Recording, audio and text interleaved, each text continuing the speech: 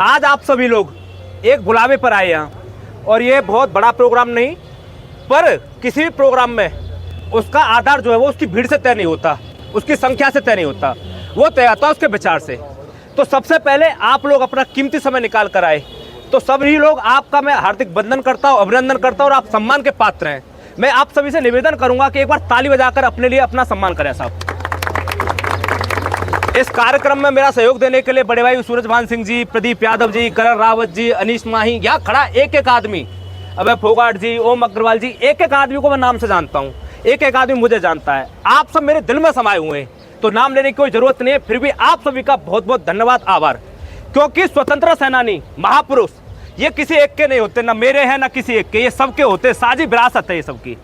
और इनका सिर्फ एक संकल्प होता है कि देश को आगे कैसे बढ़े। इन लोगों का एक ही मजबूत था कि इस देश का युवा आगे कैसे बढ़े। साथियों, तब से लेकर आज तक हमें बस यही करना है कि ये देश कैसे आगे बढ़े, हमें इस पर विचार करना है, ये देश कैसे आगे बढ़े। और ये देश बढ़ेगा आप जैसे युवाओं के सहयोग से आगे, आप जैसे युवाओं के विचारों से आगे। ये देश की उम्मीद आप लोग हैं। भगत सिंह ने जो फांसी दी थी, उस फांसी का महत्व आज पता चलेगा कि हम उस फांसी को कितना महत्व दे रहे हैं, कि आज हम उनके विचार क्या थे, भगत सिंह के विचार क्या आज हम उन विचारों को परिपूर्ण कर पा रहे हैं, क्या हम उन विचारों पर आगे बढ़ पा रहे हैं। भगत सिंह हमेशा कहते थे कि क्रांति जो है वो शिक्षा से आती है। वो एक जेब में अपनी में कलम रखते थे और एक में पिस्तौल रखते थे। तो आज पिस्तौल वाली क्रांति की जरूरत नहीं है, आज जरूरत है कलम की, आज जरूरत है शिक्षा की। तो साथियों, हमें सबसे पहले शिक्षित बनकर इस देश को आगे बढ़ाना है, उनके विचार समाजवाद को आगे बढ़ाना है।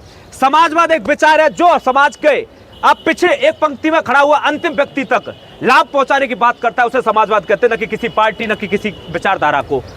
साथियों, आप सभी लोगों को मैं बस इतना ही निवेदन करूंगा कि चाहे वो शहीद आजम वीर भगत सिंह हो, चाहे शहीद सुखदेव जी हो, चाहे राजगुरु जी हो, इन सब का सिर्फ एक ही नारा था, एक ही विचार था कि ये देश कैसे आगे बढ़े, ये देश कैसे मजबूत बने। साथियों, मेरा आप सभी से निवेदन है कि आप भी उस विचार पर आगे बढ़े और इस देश को आगे बढ़ाने में अपना पूरा योगदान दें। धन्यवाद साथियों, पुनः आप सभी का धन्यवाद।